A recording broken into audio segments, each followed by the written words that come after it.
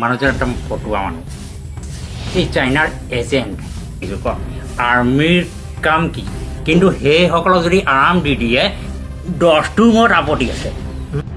আপোনালোকে পোষ্টাৰত দেখা সেই যুৱক দুজনে সোনম ৱাংচুকৰ ওপৰত এটা মন্তব্য আগবঢ়াইছিলে। ধেমালিৰ সুৰেৰে এটা ভিডিঅ' প্ৰস্তুত কৰি সামাজিক মাধ্যমত আপলোড কৰিছিলে আৰু সেই ভিডিঅ'ক লৈ বৰ্তমান সময়ত সামাজিক মাধ্যমত খুব বেছি চৰ্চিত হৈ আছে।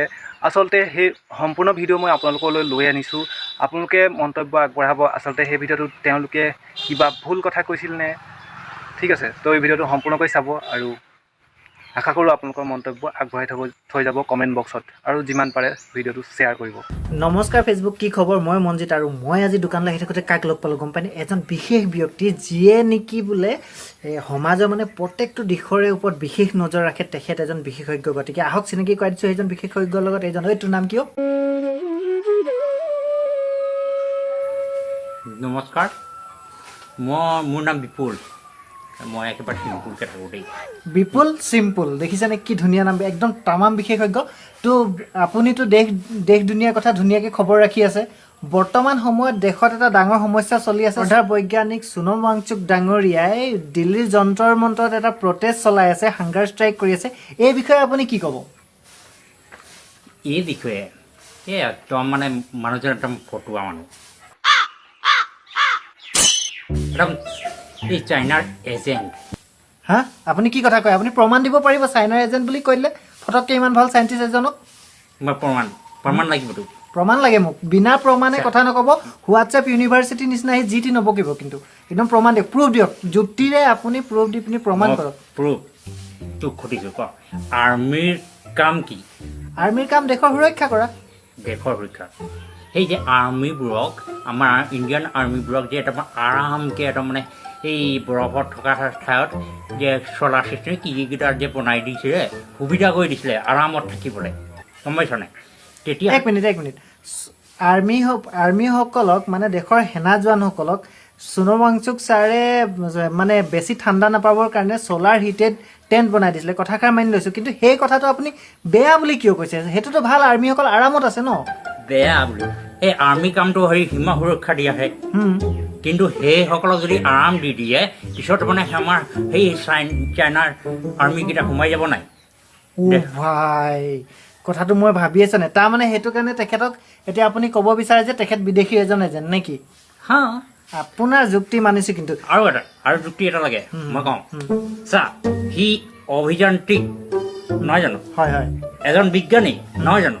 সেই বিজ্ঞানী যদি বিজ্ঞান চৰি দেই, মই জনী বুলি কৈ দিছোঁ দেই, একচুৱেলি জনটো সেইজনে যদি এইবোৰ কৰিছে টকা পইচা বহুত ঘটিব পাৰিলেহেঁতেন নহয়, বহুত টকা পইচা ঘটি পূৰা আৰামকৈ থাকিব পাৰিলেহেঁতেন। কিয় এইবোৰ কৰিছে হে? সেইটো মোক পইণ্ট লাগে ন, ই আৰামকৈ থাকিব পাৰিছে। এটা কথা, সেইটো তেখেতৰ পাৰ্চনেল চইচ ন, যে তেখেতে ইমান ধুনীয়াকৈ পঢ়া শুনা কৰিলে, এজন মানে চাইণ্টিষ্ট হিচাপে, এজন ইঞ্জিনিয়াৰ হিচাপে নিজকে প্ৰতিষ্ঠা কৰিলে, গতিকে এইটো তেখেতৰ চইচ, তেখেতে কি কাম কৰিব সেই তাতো আপোনাৰ আপত্তি আছে? আপত্তি আছে, 10টোৰ মূৰত আপত্তি আছে। কাৰণ সেই টকা কৰিব পৰা আহিছে, সেইকাৰণে এইবোৰ কৰিছে হে। আপোনাৰ যুক্তিখিনি মোৰ ওপৰে গৈছে দেই। সমাজ সেৱা কৰিলে মানে বাহিৰৰ পৰা টকা আহিছে বুলি ভাবিছে আপুনি? বাৰু ঠিক আছে, মই মানি লৈছোঁ আপোনাৰ যুক্তি, মই মানি লৈছোঁ। ঠিক আছে, তেখেত এজন বিদেশী এজেণ্ট, আমি মানি লৈছোঁ, ঠিক আছে। কিন্তু আপুনি কওকচোন, আপুনিও এগৰাকী সমাজ সংস্কাৰকে, আপুনি সমাজৰ ভালৰ কাৰণে চিন্তা কৰে, ফেচবুকত গোৱাল গালি পাৰে সকলোকে, মই মানি লৈছোঁ আপোনাৰ কথা। কিন্তু আপুনি পাৰিবনে তেখেতৰ নিচিনাকৈ 15-18 দিন হাংগাৰ ষ্ট্ৰাইক কৰিবলৈ, তাকো লোকৰ ল'ৰা ছোৱালীৰ পেপাৰ লিক হৈছে সেইটোৰ কাৰণে? পাৰিব আপুনি? হাংগাৰ ষ্ট্ৰাইক কৰিছে, কিমান ডাঙৰ কাম কৰিছে ভাবকচোন। এই বিষয়ে আপুনি কি ক'ব? এই বিষয়ে লোকৰ ল'ৰা ছোৱালীৰ কাৰণে কি কৰিব লাগে হে? তাহাঁতৰ মাক দেউতা নাই নেকি হে? তাৰপিছত সিহঁতৰ মাক দেউতাটো আছে, আৰু এই ভৱিষ্যত বোলে প্ৰজন্মক মানে সুৰক্ষিত কৰিব। এইটো কি এডুকেশ্যন চিষ্টেমটো যে বোলে সেই চেঞ্জ কৰিব লাগে, সলনি কৰিব লাগে হে। কি বেয়া পাইছ হে এডুকেশ্যন চিষ্টেম? আমাৰ মানে সেই কিবা এক্সামৰ প্ৰশ্ন কিবা ফাদিল হৈছে বুলি কৈছে ন, কিন্তু ফাদিল হৈছে এই আমাৰ মন্ত্ৰী মিনিষ্টাৰকেইটাক কেলৈ দুখ দিব লাগে? সিহঁতৰ ল'ৰা ছোৱালীটো আজিকালি নীট পৰীক্ষা এক্সাম নিদিয়ে হয়নে? দিয়ে জানো? নিদিয়ে। ইহঁতে এইকেইটা কি কি ঠিক আছে, মই আপোনাৰ যুক্তিখিনি মানি ল'লোঁ ডাঙৰীয়া, কিন্তু মই তথাপিও আপোনাক প্ৰশ্ন কৰিছোঁ। আপুনি ভাবকচোন 18 পৰা 20 দিন ভোকত আছে কিহৰ কাৰণে? লোকৰ সন্তানৰ ভৱিষ্যত সুৰক্ষিত কৰিবৰ কাৰণে। তেখেতৰ কোনো সন্তান নেট বা কিবা এক্সাম দিব যোৱা নাই বা তেখেতৰ সন্তানে ছুইচাইড কৰা নাই, তথাপিও তেখেতে আনৰ সন্তানৰ কথা ভাবি পিনিয়ে তেখেতে ইমান ডাঙৰ এটা কাৰ্যপন্থা লৈছে, ভোকত আছে। আপুনি পাৰিব 18 পৰা 20 দিন ভোকত থাকিবলৈ? কি কথা কয় আপুনি? এই কি কথা ক? মই কিবা হেৰি অনশন নাই কৰা। মই কিন্তু অনশন কেনেকৈ কৰিছোঁ গম পাইছেনে? এই মানে মনে মনে যে মই অলপ খাই দিওঁ, কিন্তু গাৰ্লফ্ৰেণ্ডৰ কাজিয়া লাগোঁ কেতিয়াবা, আৰু তেতিয়া মনে মনে মই এই খাই দিওঁ, কিন্তু অনশন কৰিছোঁ বুলি কওঁ। এই চাগে এই ৱাংচুক ছাৰে ইয়াৰ মনে মনে খাইছে। পাৰিব আপুনি প্ৰমাণ দিবলৈ? আপুনি পাৰিব নেকি? আপুনি এনেই আকাশতে কিবা হাত বোলাই পিনি কথা ক'লে নহ'বনে? আপুনি কওকচোন কি প্ৰমাণ আছে আপোনাৰ হাতত? প্ৰমাণ এই ঘনাই ঘনাই বাথৰুমলৈ কিয় গৈছে হে ৱাংচুক ছাৰে? এই যে হেৰি কাপোৰৰ লগত এটা বটলত যে হেৰি কৰি কৰি লুকাই লুকাই যে খাইছে, দেখিছা নাই? সেইটো পানী হ'ব পাৰে ন? এই পানী হে? এইটো এই ঘনাই প্ৰতি বাথৰুমলৈ কিয় গৈছে হে? কথা আছে, পইণ্ট আছে।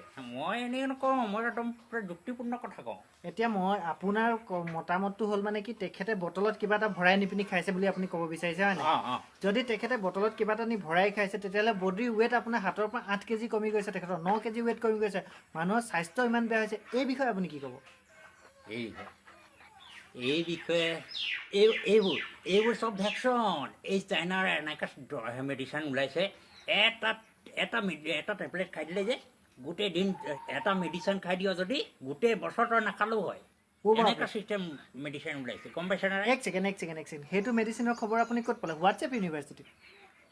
হোৱাটছএপ এই হেৰি দেখা নাই ছ'চিয়েল মিডিয়াত হোৱাটছএপ এইবোৰত পাই আছোঁ নহয়। মিছা কথা নাই কোৱা দেই, মই বহুত কথা জানো।